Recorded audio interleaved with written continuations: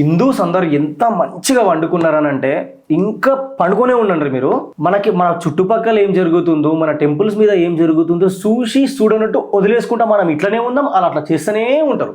ఎన్ని రోజులు ఇంకా ఓపిక పడతారు?